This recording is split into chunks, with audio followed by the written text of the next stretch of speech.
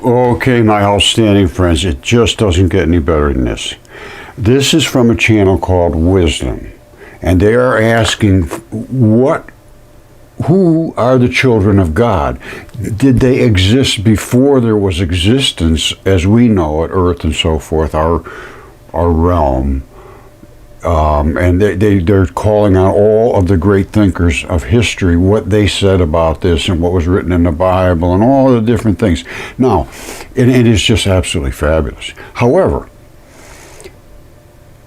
my issue is that I don't think there's really hardly anybody that understands about Typhon and about Quetzalcoatl and all of the just gigantic dragon creatures that we know exist. My DNA tested giants, all that stuff is actual physical reality. And the body parts that are in space, I've shown it, and Mars being covered with body parts as well as Earth is. It's just nobody understands that. So without having that beginning understanding, how do you determine who the sons of God were? You really have an incomplete picture of what actually did exist for certain. Because the rest of the stuff is very difficult to understand how the original thing happened. Where did God come from? Would God know where he came from? Did he just exist one day? Did all of a sudden just everything exist? I cannot imagine anybody being able to answer that question, even God himself. I just can't imagine what the beginning could ever possibly be. That one there, I'm really stuck on that one. But once there is God, the Word, or whatever happened there, something must have set it off. This is beyond me. It's just beyond me. Let's just leave it at that. I'm never going to get to that point where I can say, here's where God came from. So let's just say, let's start with God. What happens after that? Who did the sons of God? It's just natural, a creature creates more creatures. I mean, that's just the nature of creatures. And God, to me, has to be a creature because I've seen nothing but biology. Everything in space is biology. All the asteroids, literally the planets. I'm just telling you.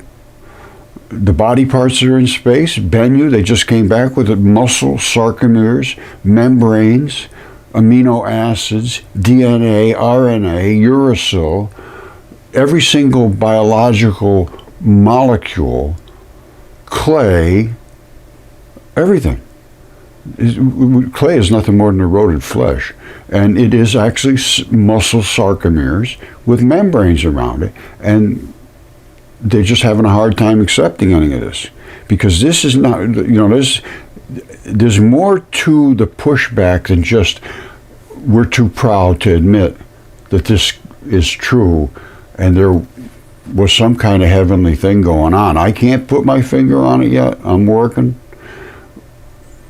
Some of it I can. I can relate a lot of it to the ancient text, the mythology, especially Typhon and the fish.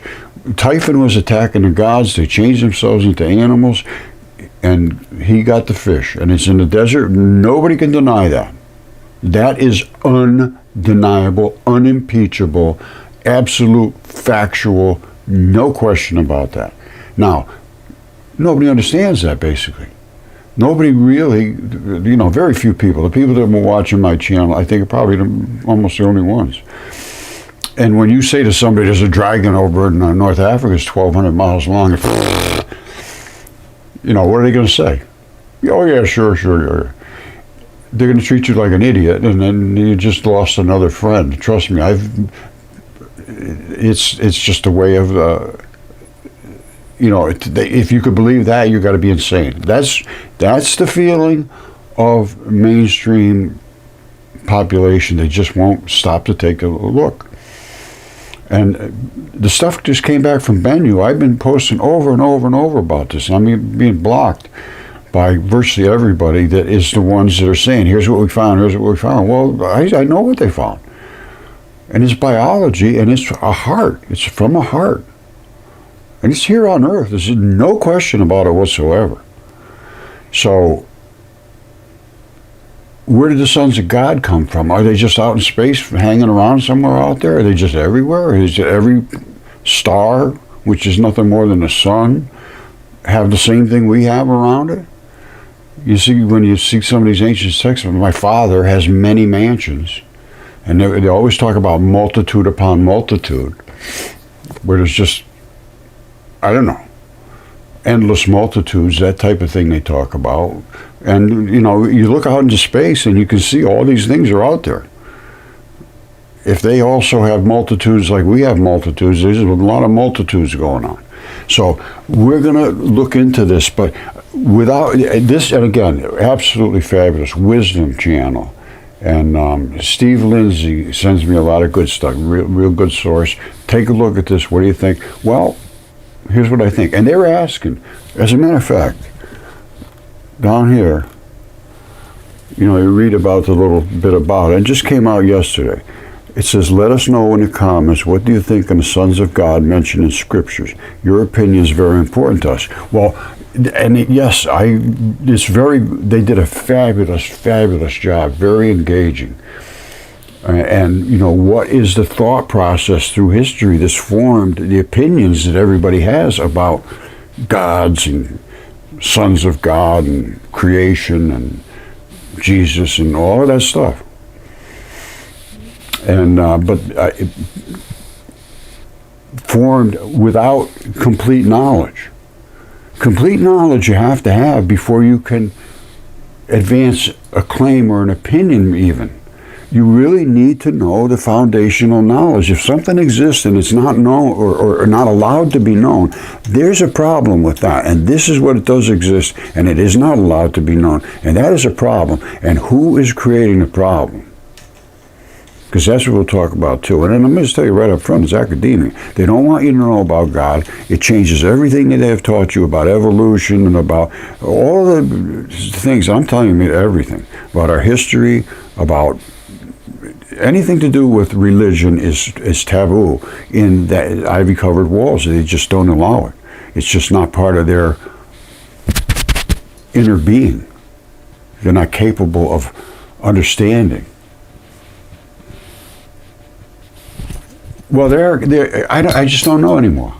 The denial is so unbelievable to the evidence that is so unimpeachable that it drives me to a conclusion that there's something wrong with these people. There's really something wrong with these people. And this is what was written about false teachers, which are the ones that are opposing this reality, right across the board for 15 years. And that was all academics, and I went to all the top ones. So don't tell me it's just one here or there, right across the board. And it's an enforced mindset. If anybody steps up and talks, they are crushed. I can talk because I don't care. They have crushed me, yes, but it's just part of life as far as I'm concerned. The ones that are finding the stuff that I'm showing are the ones that are going to get to see Jesus and God. And they do exist, my friends. In my mind, I could be wrong. But I discuss these things. I don't hide from them. And this is what I found from academia, 100% across the board. All with all my evidence, including DNA, tested giant human beings, all the things that I show about in space, the Bennu samples here on Earth are body parts. All of this just crushed. There's something wrong with that mind. There is something definitely wrong with that mind. It's unable to see what's right in front of your face. And they said you'll be ever seeing and never understanding. You'll be ever hearing but never hearing. These things were meant to be seen and were wanted to be seen. Well, I have to read you that one because that one's a good one. Hold on. You know, I never read the Bible. I was never religious until I discovered the Mudfossils. When I found that, everything changed because everything dropped on me and I got messages. I literally got messages, and it's just a fact. And these are the things I just recorded them as I was hearing these things. People were saying to me, or they just dropped on me. This is the one I was just referring to. The purpose of Jesus' parables. In them, the prophecy of Isaiah is fulfilled. You will be ever hearing, but never understanding. All right, all the things I said, you just don't understand. They don't want to even know. You will be ever seeing, but never perceiving. They'll look at it and they just won't be able to see it. For this people's heart has grown callous, and they get ugly and nasty up hearing it. They hardly hear with their ears, and they have closed their eyes. Otherwise they might see with their eyes, and hear with their ears, understand with their hearts, and turn, and I would heal them. But blessed are your eyes because they see, and your ears because they hear. For truly I tell you, many prophets and righteous men longed to see what you see, but did not see it. This is the Mudfossils. And to hear what you hear, but did not hear it. Now listen to this. That the Islamic tradition is, Allah. And here's what it says in the Quran, or I guess it's in the Quran. It's Abu Hurairah reported Allah's messenger, may peace be upon him, as saying, Allah, the exalted and glorious, created Adam in his own image with his length of 60 cubits. I say that's about 90 feet. And as he created him, he told him to greet that group, and that was a party of angels. So already, the angels were just sitting around her because they were sitting around. So he created Adam as a length of 60 cubits. And as he created him, then he just said, okay, go over there, greet that group. And that was a party of angels. So Adam came, as angels were just sitting around doing whatever they do. So they were sitting there. And listen to the response they give him. For it would form his greeting and that of his offspring. So when you greet people, you give praise to Allah, mercy on Allah. He then went away and said, peace be upon you. They, the angels, said, may there be peace upon you. They talk about peace and the mercy of Allah, who is God, and they made an addition of the mercy of Allah. So he who would get into paradise would get in the form of Adam. So you get into paradise, you're still in the form of Adam. His length being 60 cubits. Then the people who followed him continued to diminish in size up to this day. Now that's a translation of the Sahih Muslim book 040, number 6809. I guess that's anyway. And this, all of this stuff, it talks about, about if they remain silent, the very stones will cry out. They told Jesus to tell his disciples to be quiet, and he said, I tell you, he answered, if they remain silent, the very stones will cry out. It goes on and on and on. I mean, and it talks about the teachers. This is not good. 2 Peter 2, false teachers and their destruction. There were also false prophets among the people, telling them things that just weren't true about God and so forth, to make them look better or for whatever purpose, to get more money from them, whatever it was. Because that's basically what academia does. So it says there was false prophets among the people, just as there will be false teachers among you. They will secretly introduce destructive heresy. Don't talk about God around here. Even denying the sovereign Lord who bought them, bringing swift destruction on themselves. He literally owns us. I mean, basically. And if you turn against him, well, you get swift destruction on themselves.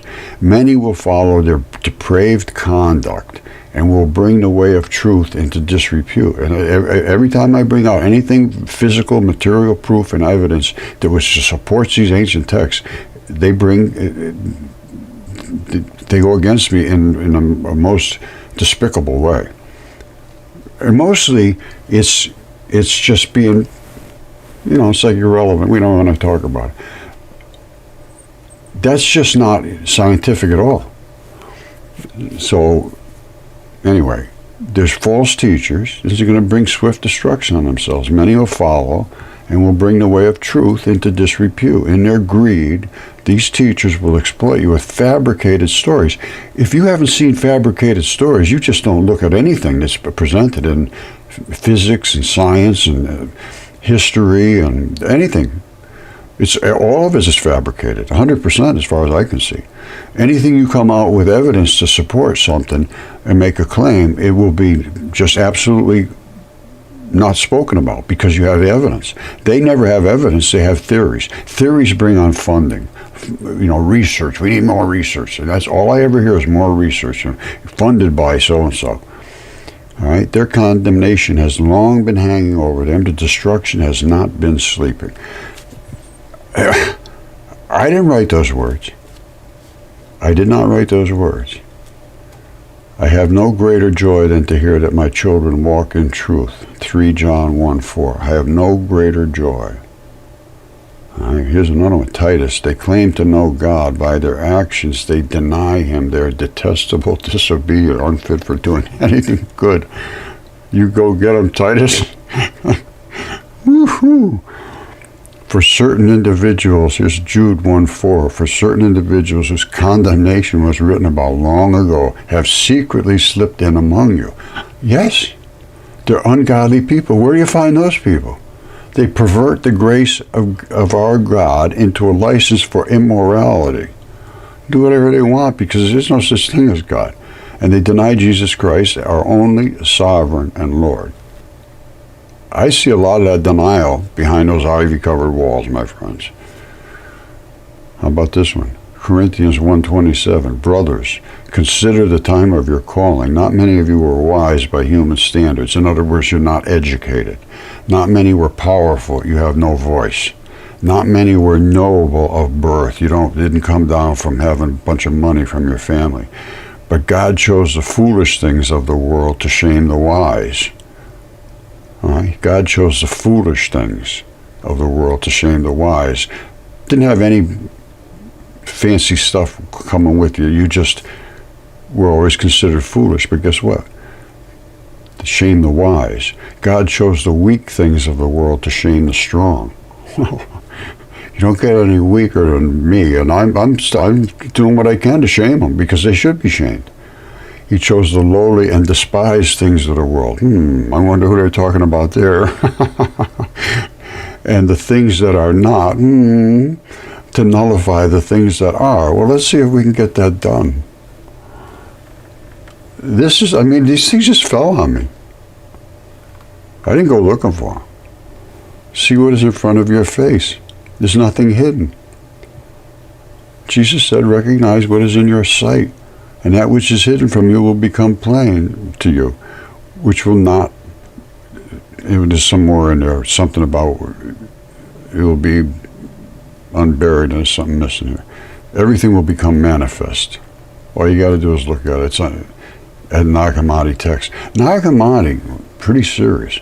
Then they're talking about, in the day of the Lord, punish the Leviathan, the fleeing serpent, with his fierce and great mighty sword, even Leviathan, the twisted serpent, and he'll kill the dragon who lives in the sea.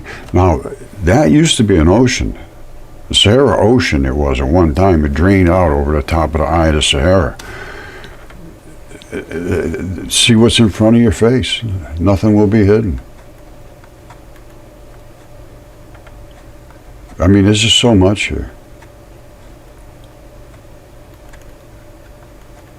All of these, just like I say, I didn't go searching for these things. They just came to me. Rods of iron, Revelations. Now, Revelations, I think it happened already. It says, and to the one who is victorious and continues in my work until the end, I will give authority over the nations. He will rule them with an iron scepter and shatter them like pottery, just as I received authority from my Father, and I will give him the morning star. That one's a tough one. Because they rule with a rod of iron and shatter the nations. Right? And that sounds like it's Jesus is talking. And to the one who is victorious and continues in my work until the end. That would be Jesus to me. I will give authority over the nations. He will rule them with an iron scepter. Now Zeus was the guy that appeared to be the god of that realm, and as far as I can determine, is still in charge now. And rule with an iron scepter and shatter them like pottery, just as I received authority from my Father. So Jesus, I don't know, this is, yikes. And I will give him the morning star. There's a lot of things to consider about this. This is Enki. I look at everything. This is a translation of the attestation or whatever, Sumerian tablets. Here's beware of false prophets who come to you in sheep's clothing, but inwardly are ravenous wolves. False teachers cannot understand the things of God which seem foolish to them. As a result, God gives them over to a depraved mind. What is the punishment for false teachers in the Bible? These false teachers are like a dry well, has no water. They're like clouds in a storm which the wind blows away so no rain comes. God will certainly send them to the darkest place in hell. Yikes. God speaks harshly against false teachers, occult practices, and other means of sorcery.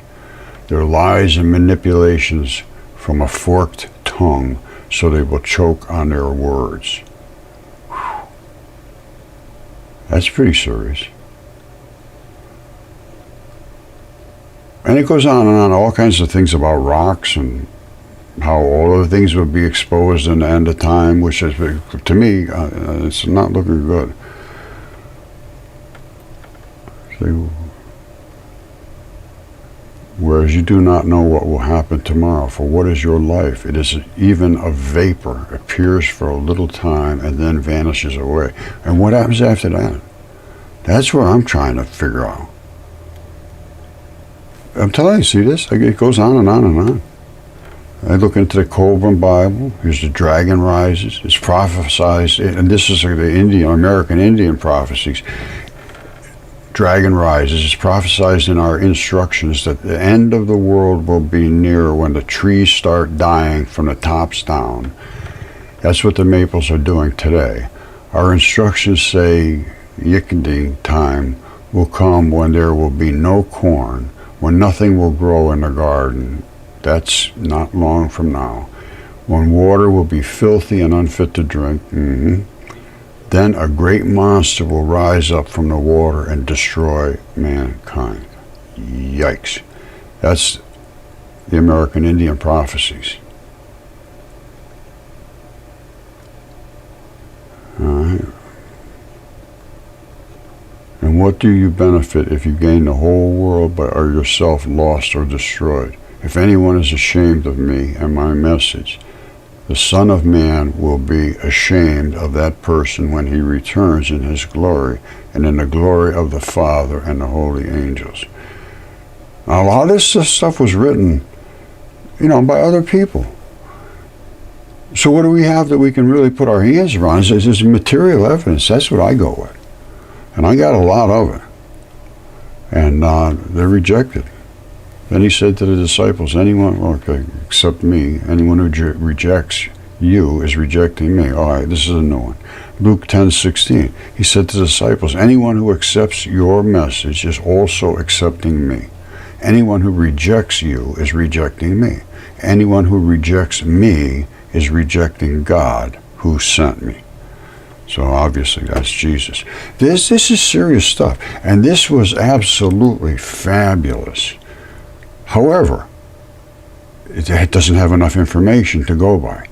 They're saying here, all of these different religious scholars and so forth throughout history, interpretations of what they were saying about the sons of God. This is all about discover who the children of God were before the creation of Adam and Eve. Well, Jesus himself said that we are come from the light. Jesus said, if they say to you, where have you come from? Say to them, we have come from the light. We come from the light, from the place where the light came into being by itself, established itself, and appeared in their image. All right, the light came about, and the light is atomic vapor. This is what I call it. Light is nothing more than atomic vapor. So it's just like droplets of moisture in the air, like a fog, and they come together and they ball up in different sizes, which are molecules. That's what makes life. But it starts as atomic vapor coming out from the source where it emanates all by itself. Listen to this. If they say, where have you come from? Say, we have come from the light, from the place where the light came into being by itself, which is like the sun. It established itself and appeared in their image, which is let's make them in our own image. So apparently they look like we look. If they say to you, is it you? Say, we are its children. We are like the fetus of particles of sunlight growing into creatures with some kind of programming in us. The DNA is the programming. Who programmed it? It appears the angels did, because they appeared before mankind, and they were part of the process of developing mankind, I believe, according to what it reads in some of these secret book of John, I believe it is, and also Apollodorus and all that. They talk about Prometheus actually was the one who created mankind, and that's after. So they would be either the angels, you'd call them, or whatever you want to call them. They were considered the gods of Egypt and Mount Olympus and all that. So he's saying we came from the light. I don't want to go against Jesus if that's what he said. I go along with that.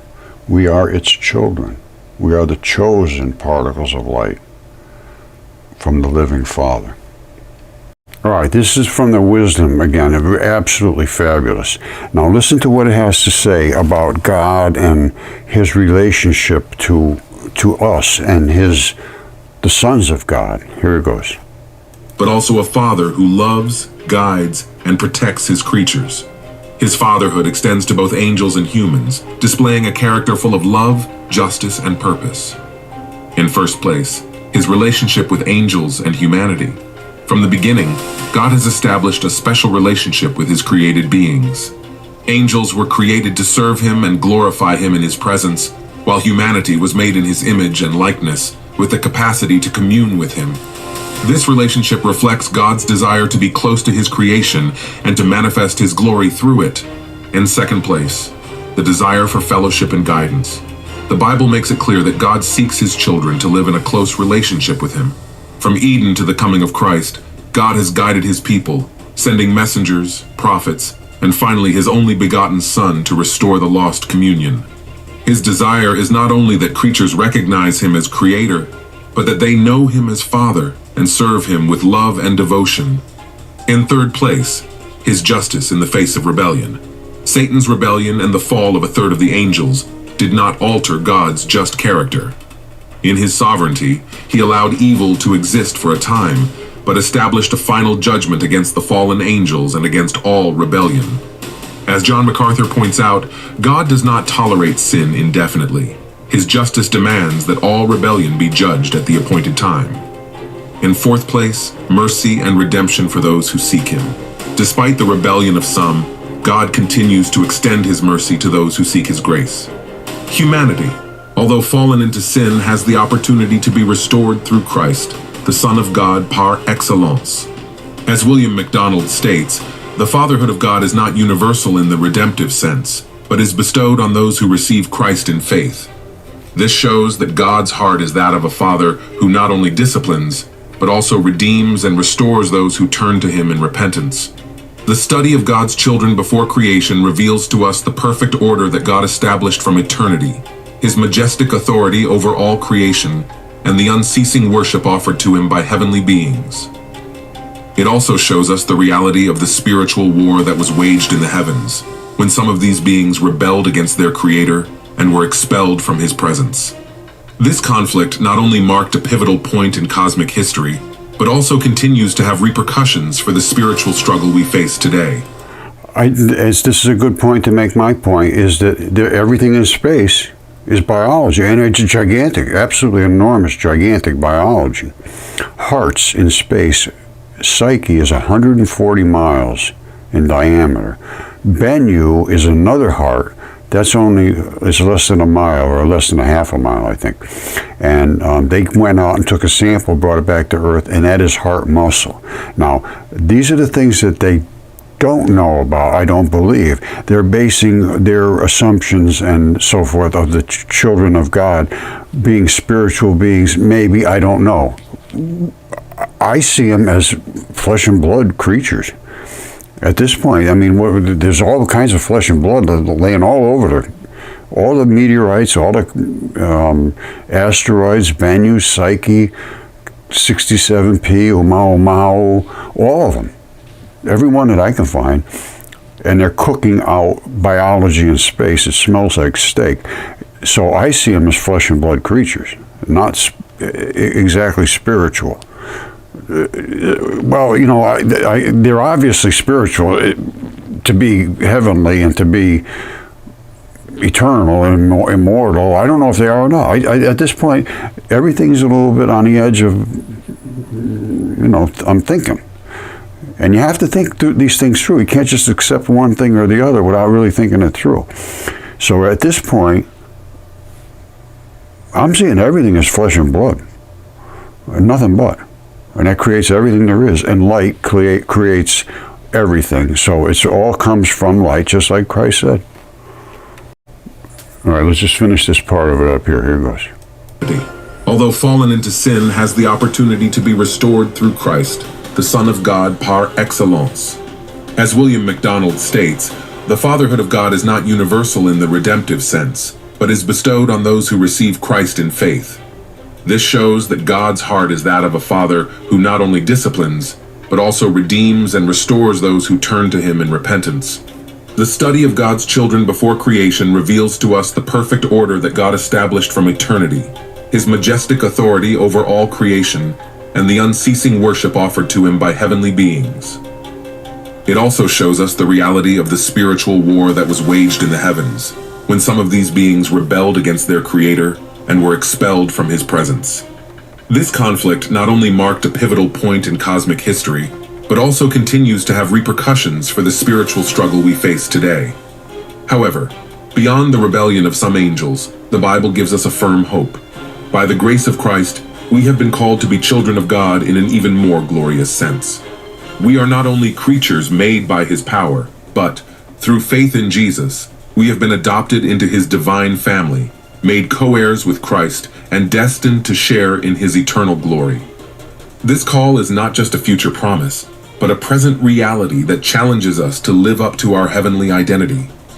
As children of God, we are called to reflect his character, to live in holiness, and to persevere in faith, aware that our true citizenship is in heaven.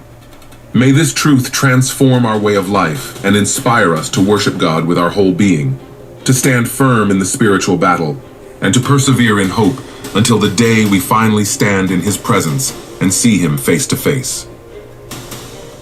All right. That's very, very good. It was an excellent presentation. And again, they're asking what our comments are, what we're thinking about this. What does it make sense? Well, yes, it does, because you really can't make sense out of any of it. So it makes as much sense as anything. But you have to take into account that there's body parts all through space. That changes things a little bit, I would think. And Typhon and all that stuff in the desert, and you know, Quetzalcoatl and all these different cultures had different gods, and they're here. And you have to look at every single different culture's stories and try to make sense of it. I mean, that's what I try to do. This we conclude this study. We hope it has been edifying for your life. If you found it helpful, share it with others so more people can learn these truths. See, that's all we're trying to do, is get people to stop and think. if you consider it to be a truth to you, that's fine. If not, that's fine too. But if you never get to see it, which is what's happening now, peer review and academia, and to my way of thinking, is on the wrong side of this whole thing. And they're showing there's a godly side and an ungodly side, and they're on that ungodly side, as far as I can determine. See you in the next video. God bless you. And you too, my good friend, and thank you so much. It was outstanding. And again, I'm not trying to steal your work. I'm doing what you said, share and think. And I would love to correspond and interact and help in any of your upcoming videos.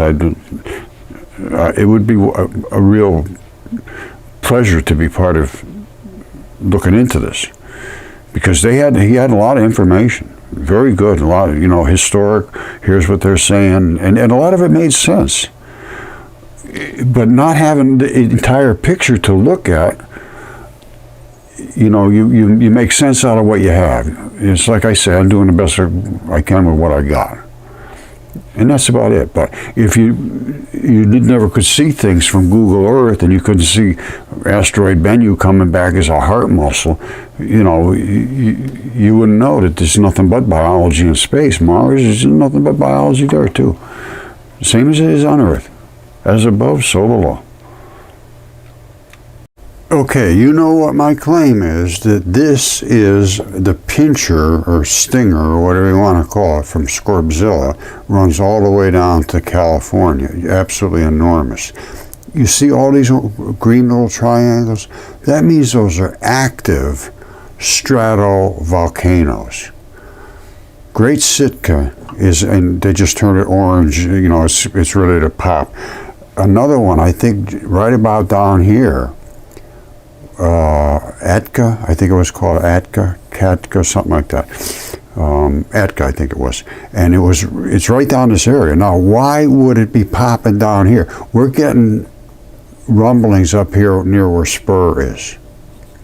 This is the Spur volcano. Now you see you got these kind of thing over here, one over here, and then you got these little white ones that are, they're just nothing really. They're earthquakey sort of things. Same thing up in here. You got, this is all digestion. This is all digestion, rumbling of digestion. And then you got Spur, which is where it poops. Now, from there though, all out here, this is all venom. That's all venom. That is really reactive. And they are just popping all the time. Now, to me, again, I know I've said this, but maybe you didn't pick it up, or maybe I didn't say it. This whole entire thing, from here all the way down, is one huge tube, and it has to be. It's like an artery in your body. The artery just keeps going and going. It just keeps going and going.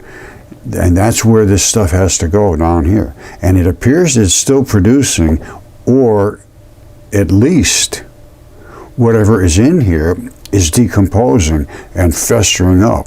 And the whole length is all stratovolcanoes, every one of these. It's just dozens of them. So the whole thing is under pressure, in my opinion. As it warms up, the pressure would get more and more and more. Because the decomposition will get greater and greater, the methane gases will get more and more explosive, and you get that spontaneous combustion, which is nothing more than these stratovolcanoes. Could the whole thing go at once? I don't know. Could a whole lot of them go? Well, whatever. Is Spur the one that's going to pop and create a whole batch of this volcanic ash? I don't know. But I can tell you one thing. I think this is all under pressure. And as I've shown you from the satellite pictures from Google Earth, this whole digestive system feeds this. And I think it's still feeding it, because I can see all those different colors and all that. So who knows? It's just an interesting thing to think about, but, and at least be thinking ahead of the curve. I don't know what you can do about it. There's not much you can do. But, if I was out here doing research or something, I'd keep it under my thought process, what's going on there. And around Spur, You know, it's going to happen. Whatever's going to happen, going to happen. People in Anchorage are getting ready, as I've shown you or will show you. They're getting filters and masks and all that. And the complications from this ash is just a devastating thing if you're downwind from it. And pretty much the wind goes in that direction, I think. All right, an eruption like this is very, very unusual, but they can be just amazing. Listen to this. Imagine 100 nuclear bombs going off at the same time. This is from Astrum Space. Listen to this. Imagine 100 nuclear bombs going off at the same time. This was the equivalent force of Hunga Tonga Hunga Haipe, which produced the most atmospheric disturbance ever recorded by modern instruments, and the most powerful eruption since the 1883 Krakatoa eruption. The shockwave from it created a pressure wave that travelled around the globe at least 4 times, and although it wasn't audible for all of that time, it was heard as far away as New Zealand, Australia and Alaska. Just one of the aftershocks sounded like this. It caused a tsunami and devastated the volcanic island it was situated on. The ash and dust blanketed Tonga and was carried through the stratosphere across vast distances. Fortunately, eruptions like this are rare, but it just goes to show nature's fury should not be underestimated, because just imagine you know, this is what could possibly happen here on Earth. I'm not saying anything about Mount Spur or about the Aleutian Islands, but you can't rule any of this stuff out. And as the Earth heats up, we're going to get more and more volcanism, I believe. That's my interpretation, because anytime you warm something up that's biological, and the Earth is biological, you warm it up, it decays. It decays, it decomposes. It decomposes, it gives out gases. Those gases are hydrocarbons primarily, and methane gases. And they're very explosive, and they're under pressure. The more pressure you get, they turn into actually oils and coals and all that stuff, but they also get extremely under pressure. And if the surface loses its integrity, up it goes. And especially if it's been sequestered for long periods of time, and there's a lot of pressure under there. When the top surface gets floppy, well, it can easily be released. So who knows what can happen in the future. All right, here's another one from Steve. This is about a huge volcano going off. 100 nuclear bombs going off at the same time. This was the equivalent force of Hunga Tonga Hunga Haipe, which produced the most atmospheric disturbance ever recorded by modern instruments, and the most powerful eruption since the 1883 Krakatoa eruption.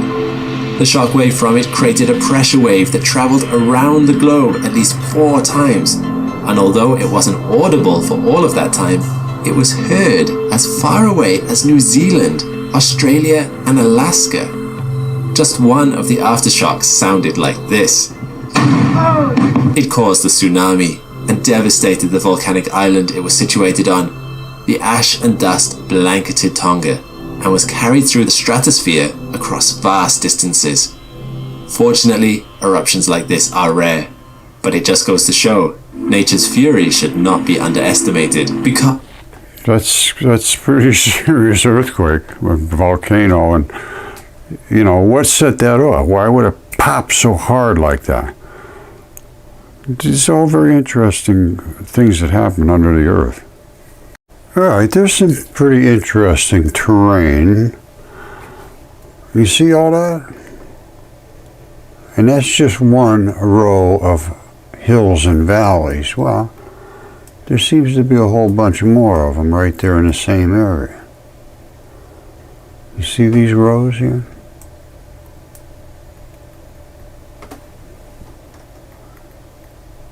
What would create something like that just from erosion? Well, it's not just from erosion. That's biology, my friends. And this is just one little tiny piece of a whole mosaic of biology that is extreme and enormous in scale and size. You see that? This is all the same stuff.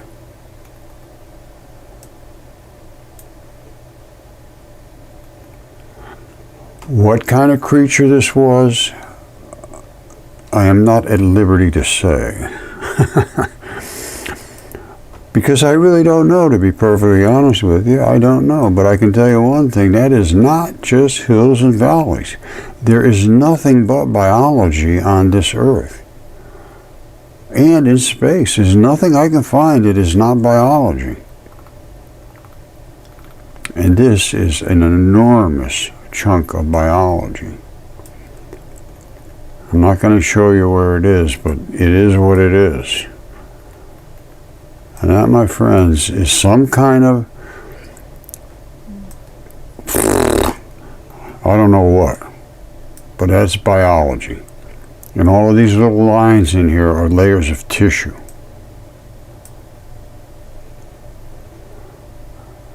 Right? They're not just there for nothing.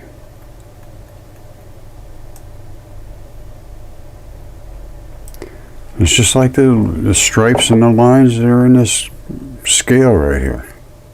Like it's some kind of a dragon scale.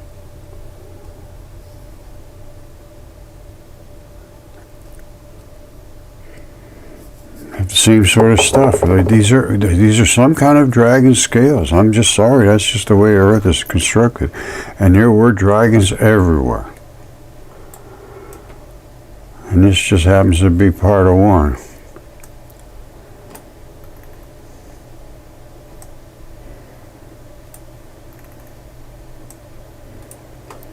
There is so much that's been overlooked.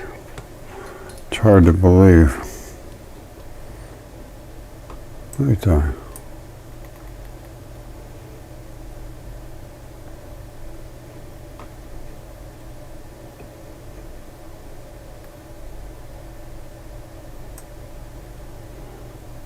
It's amazing stuff.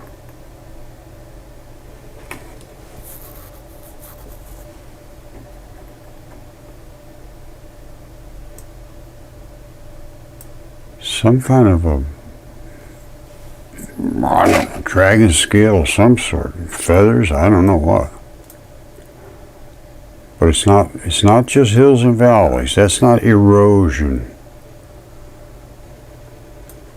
And this goes on for many, many, many miles.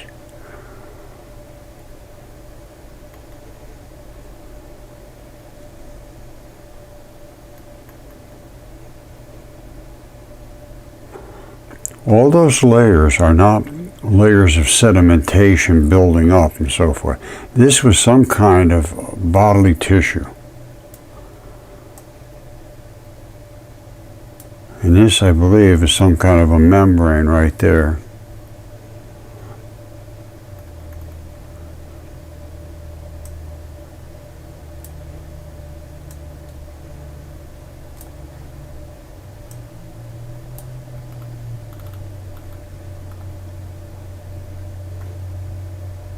I think that's an area where there's a vein, the blackest vein, and that turns hard. Now there might be some more over here. Look at that, look at the weaving that goes on in here. I don't see the black. I thought I saw black, but I don't see it.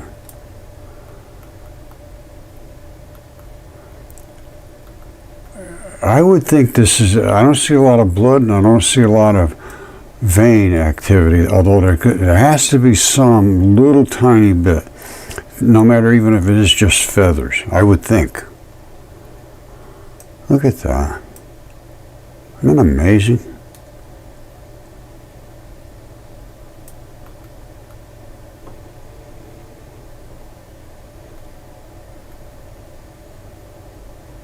Totally incredible. This is the earth we live on, my friends.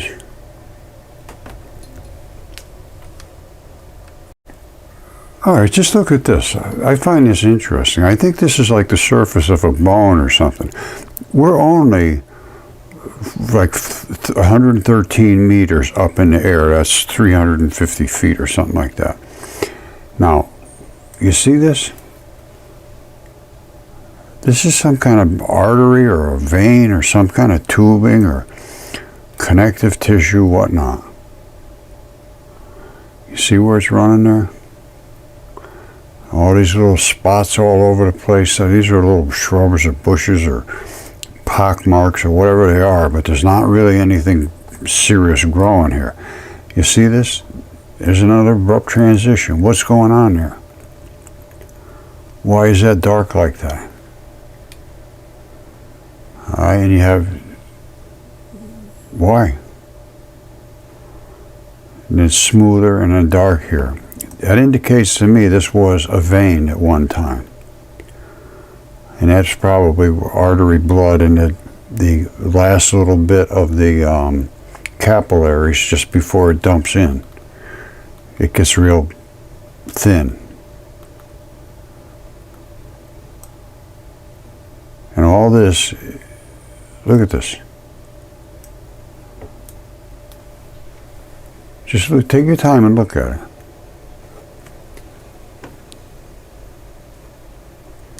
All right, do you see what I see? I think you do. Something here is branching off, these little things. And they have a little membrane around them.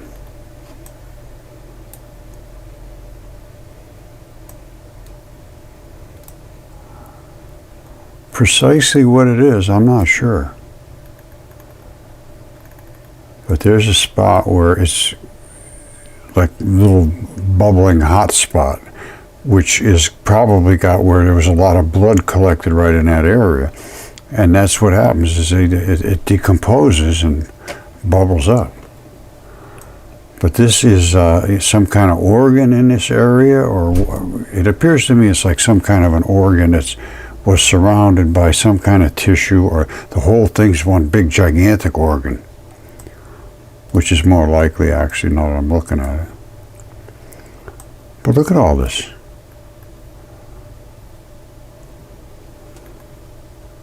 That's decaying biology on steroids.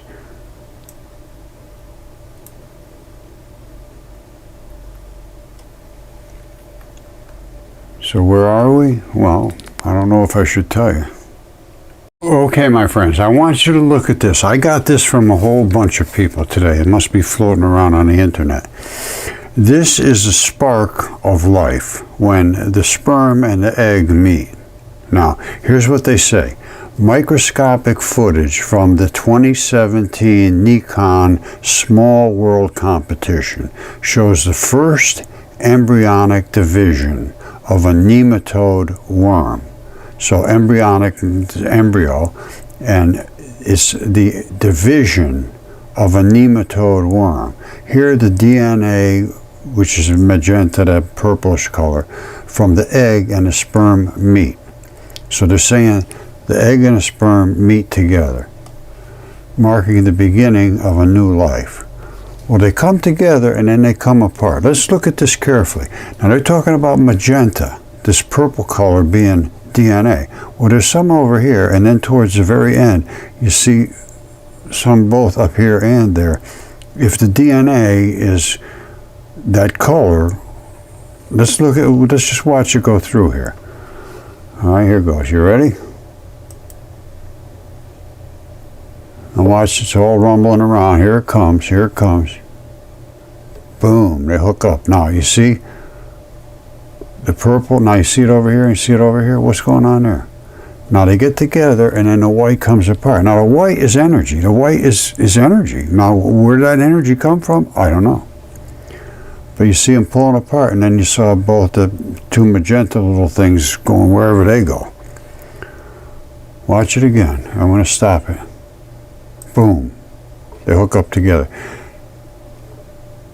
I don't know which one's which, but let's say this is the sperm and that's the egg, whatever.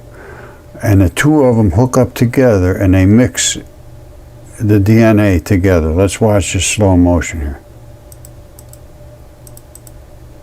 See, they're sort of rolling around together.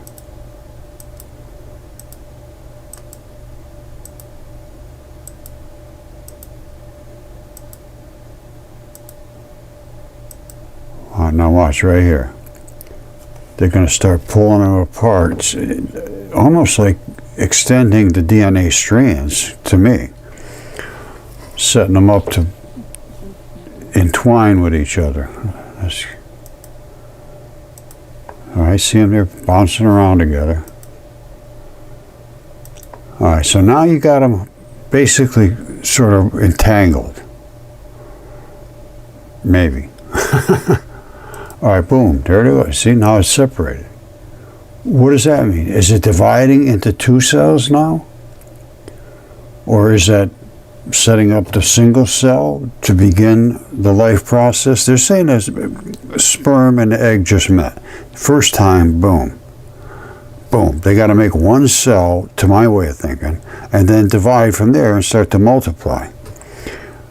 Is this the multiplication process almost that quick?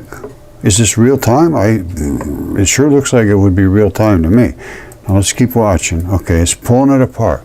Look, I'm going to focus in real close. You know what? I'm going to go back a little bit so you can see better. I wasn't in close enough. Because this is pretty staggering stuff here. Here it goes. Pulling it apart. Look what's happening there. Look at that. And all of a sudden, boom. Now, it's starting from the beginning again.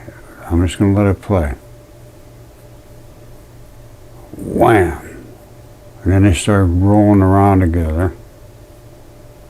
And then they start getting lined up. Now they're getting lined up. Now they're straight up and down. Boom. Now they're pulled apart. Now you got a red one on the DNA on the right, DNA on the left. Oh, now you can see two black holes starting over. So it's starting two. Let's, ooh. That was good. I didn't see that before. I'm going to have to pause this. All right, they're rolling around together. Don't forget there's two balls there, and those each one of those, one's a sperm, one's an egg, but eventually they turn into one. And then I can see it turns into two, so it's already in the division stage instantaneously. Look at this. I'm going with basically one there now. Now it starts to pull it apart. Now watch very carefully. For an instant, you'll see two black holes. See them? See the two of them? So now we got two cells. Now, my way of thinking is those are each going to pull each other apart to make four. And then a zillion of them, one right after the other. Now, are we going to see that little spark every time they separate? Maybe. I don't know. That'd be interesting to see. Is it that the spark is being used to pull them apart? It was what it looked like to me. You see it? There's clearly two black holes there. And almost like two dipoles. This one's a stronger dipole, and that's the weaker one. That's possible. Because the dipole flood says everything there is a dipole, and I didn't consider it down to the cellular level, but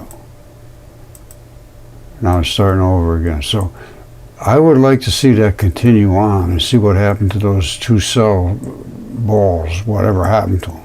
Because here they come together, then they get stretched and pulled apart, which is this. So now you got one, they're pulling it apart. Bloop, you end up with two. Now you got bloop, there's two. And now they would continue on, but we're starting back from the beginning again. I would love to see what would have happened after that. All right, I think I showed you the Bennu is a heart, and so is Psyche. And this is heart muscle from a heart attack victim with phosphate layers and sarcomeres and red clay and amino acids and all that. And this is what came from Bennu, which is identical. It has the phosphate layers, which is the phospholipid membranes, the sarcomeres, the muscle sarcomeres, and it's got bundles of muscle fibers here. It's just a chunk of muscle. I was just shocked. I knew they were going to come back with blood, but I didn't expect this. I was absolutely shocked. Now, again, this is it. This is what they are. Because it is a heart, and you can see it just looking at it. It's a heart. The big valves of the heart. That is actually even of the valve itself. In other words, blood can't go back this way. It can only come up this way. It can come up through there, but it can't go back. The other one can go this way, and it won't be able to come back this way. That's the way they work. That's actually the valve, the ridges in the valve. It's incredible what the details you can see if you look. Okay, so I claimed I can show you body parts, and I can. This right here is Comet 67P. It's a hip joint. It's broken actually right about down here. And there's the ball, and there's the hip socket and joint. Now, here's what it looks like just looking at it by itself. That's just not a chunk of dirt out there in space or a rock of some sort. They have no idea what it is because they can't get their eyes open big enough. This is absolutely enormous. Now, they landed on here and took a sample of it. I followed this closely. This goes back to 2015, I believe. Right in that area, 2014, 2015. And they actually took the sample, and this was a sample. And it is all the different states of iron, which are in the blood, silicon, sodium, hydrocarbons. They said, yes, this is all biology. We don't know what to make of it. And that was it. And they landed on this, hip joint. This is a bundle right there. You see that? That's a bundle of, I believe that's either muscle or another piece of tendon. But these straps right here, these are tendon. And the rest is just biology. Now, when the light hits it just right, when it gets close to the sun, it turns into a comet. A comet just means it gets a big trail, and they thought it was just dust blown off. No, this is cooking the blood that's in that artery, and that artery is 500 feet across. I'll show you in a second. And it's shooting out of here because the sun is hitting right into the blood. And this is the same case here, hitting into the little blood vessels. These little vessels run all the way around to service the muscle and all the stuff that's up above from this flow of artery. So the artery services the whole bottom, and then these shoot or one way or the other. But anyway, there's blood coming out through these little tubes and from the gigantic one. Now, the gigantic one is gigantic, and you can actually see the blood vessels inside of it right here.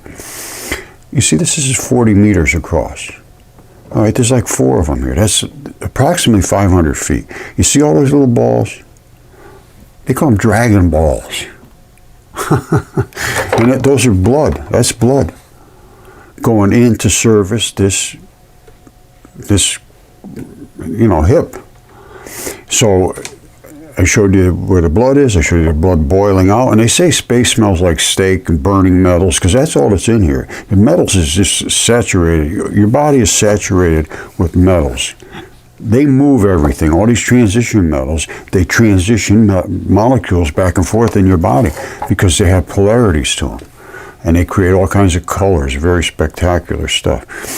So, boom, boom, boom, boom, boom, boom, boom, boom, so all that stuff. And we actually can see the valve. This is so cool. Look, there's the valve.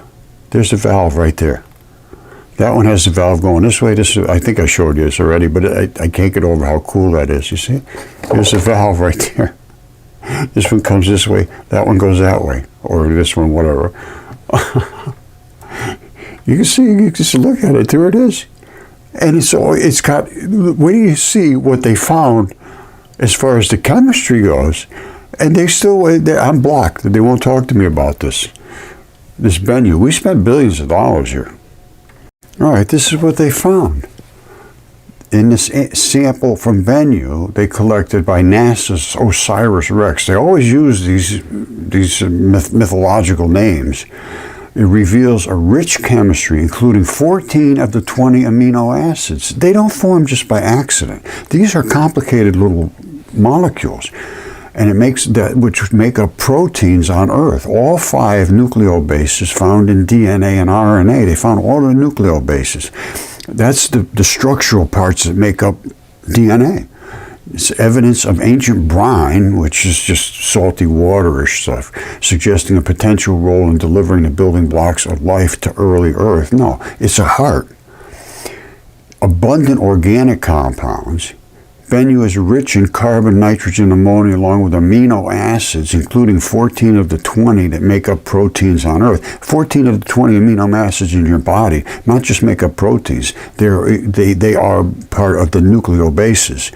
Adenine, guanine, cysteine, thymine, uracil. Uracil is very important. And then they go on and on about, they don't have any idea what to think, to be perfectly honest with you. This was a phosphate surprise, they called it. They had no idea this was going to be here. The discovery of magnesium sodium phosphate, a mineral found in Bennu sample, hints the asteroid could have splintered off from an ancient, small, primitive ocean world. No, it splintered off from a body. The phosphate surprise, here's what happens. P is phosphorus. Well, what's phosphorus? Phosphorus is in the membranes. They're called phospholipid membranes. Well, what is the membranes? The membranes are around the muscle sarcomeres. And that's what I showed you. All right, here's the muscle sarcomeres right here. And here's the membrane surrounding it. So you got membrane, sarcomeres, boop, boop, boop, boop, boop, and it would stack more and more and more. And here's the blocks of sarcomeres, and there's the phosphate membranes. And that is exactly what happens in a heart or any muscle. You have the muscle, which is the clay and all that stuff with their amino acids and all that business. And then you have these layers here, which are the phosphate layers, and they're phospholipid membranes. They're supposed to keep that thing apart from everything else. Membranes are separators, but they got to be gushy and fluidy and move around like that. And they do. And that's exactly what you see that they brought back from Bennu. And I knew they were going to bring it back. I didn't know they were going to come back with heart. Because what happened was, when they hit Bennu, they thought they were just going to go whack and grab it. So they must have made a pretty good hard grabber. But instead, they went like down pretty deep. I mean, I was surprised. And it went way down in and grabbed a hold of the meat and pulled it right back, and here it is. Now, if they don't have anybody that understands chemistry, anatomy, biology, they shouldn't be doing this stuff.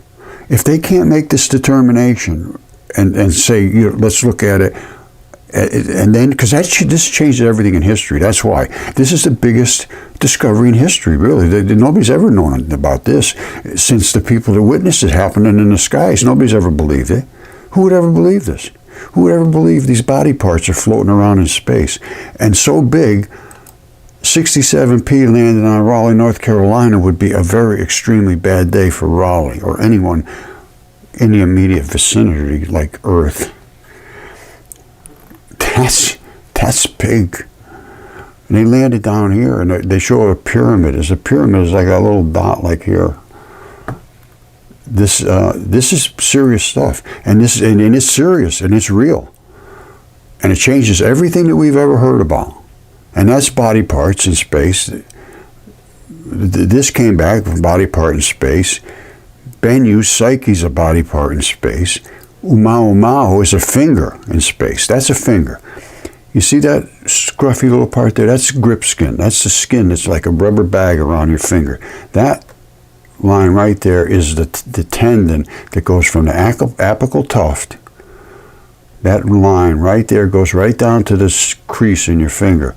And right down there is where all the bones lock in right there. You see it? Just think of it this way. There'd be a tendon on top here, and they lock right in here. The green is just because I was doing some experiments. That's not in your body or anything. Your body just, don't think about the green. It means nothing. This is where, same as this.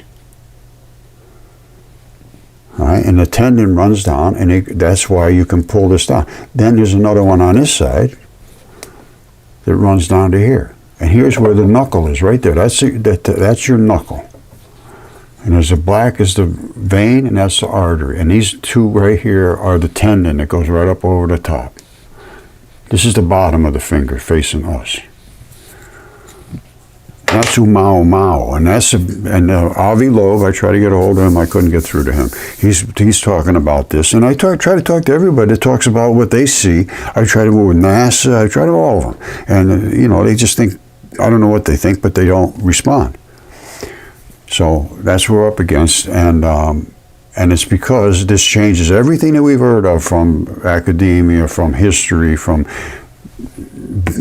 biology. You can't. This is impossible. This is not. These people were crazy. No, it's just the opposite.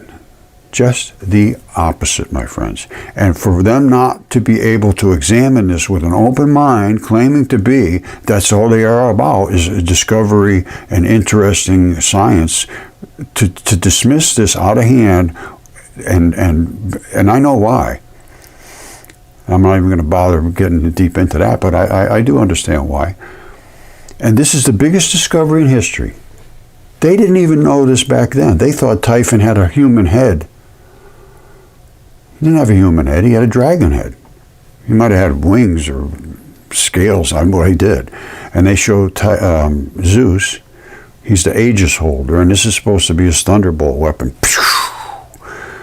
Now, were these guys technically advanced? I don't know. They were gods. And apparently gods are immortal. They don't just go away. So where are they now? I got a feeling they're behind ivy-covered walls. They didn't even know back then about this stuff. Back when Julius Caesar and, when the Romans really did their conquests, they categorized everything they could find, and they found some strange stuff. But they didn't know about the big giants. They didn't know about this kind of stuff. They knew that there were stories about it, but they didn't have any evidence. We have the evidence now. I showed you Typhon. I showed you the fish. You saw exactly what was written about. So to dismiss all this, because it really changes everything. I mean, it does. And it's just reality. If you just want to walk around in circles and that's what's happened. That's exactly what happened. If you don't say what they tell you to say at your universities, they won't give you that piece of paper. It says you're smart, and all you're doing is repeating what they tell you to say, and it's wrong. Virtually everything's wrong now. So, I was kind of excited to see the Department of Education being changed. Now, I don't want to go on. I want to see them open up schools for all kids, but let them have an open mind. Let them think. Don't say, you repeat what I say to you. If you come back tomorrow and say the same thing I told you, I check you off as you're being okay, you're smart. That's not smartness. That's not smart at all. That's just being able to repeat. You see this kind of stuff? This is just crazy stuff.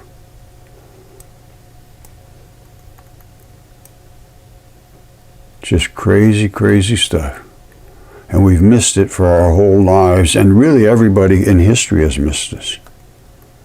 Nobody in history's ever seen this. And they refuse to look at it when it's right in their face. I call it PhD-olia. Too smart to think, and they're just blinded by their really arrogance at this point. It's just arrogant denial of reality. It's all winged and unkempt. That's exactly what they said. Now, if you want to walk around in circles, good for you. I'm not going to do it. All right, so somebody's going to have to say, I see truth social, truth. Everybody's talking about truth. I don't see any truth. Nobody will talk to me about this. Not a single person that of any authority that can make this open to the public. I've been suppressed in every venue, 100%. So it's time we turn to the truth of what was happened in the past. There were battles in the heavens. Let's start from there. Let's see where it leads us. Because I'm going through the Gnostic text right now. Man, I'm telling you, woo-hoo-hoo. I'm doing Pistis Sophia right now. Probably be another one later today about Pistis. And boy, I'll tell you, yikes. When you see a 1,200-mile long dragon, attacking a fish that was written about in the ancient text. And every culture on earth had dragons, monsters, giants, gods, battles in the heavens, eternity, all kinds of stuff. All kinds of stuff that we just always laughed at. Well, I have the material evidence to support the things that were written. Now you can make up your own mind, but it's got to be allowed to be seen. And right now academia has such a suppression on anything that doesn't fit their dogma. I have physical evidence. This is not just the earth is flat. The earth is not flat, and this really annoys me that these people come up and say, "Oh, the earth is flat." Don't make my channel look silly with that stuff.